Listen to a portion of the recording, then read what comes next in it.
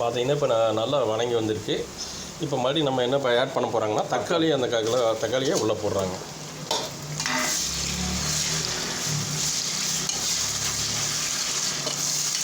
இது நல்லா மசிஞ்சு வரணும். உங்களுக்கு நல்லா வணங்கணும் இல்லையா? நல்லா வணங்கும் போது 10 நிமிஷத்துக்கு மேலே ஆகுது.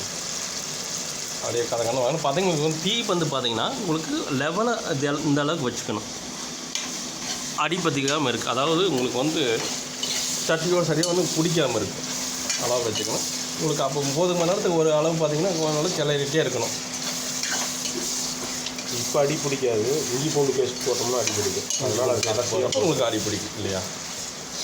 Okay okay. இந்த வாரம் சண்டே ஸ்பெஷல் உங்களுக்கு வந்து பிரியாணி இல்லையா? ஓகே.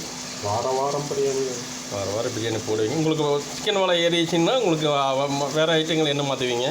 இருக்கிறதே சிக்கன் தான் விலை கம்மி. இருக்குன்னு சிக்கன் தான் விலை கம்மி. இந்த வெள்ளைக்கோழி இல்லையா?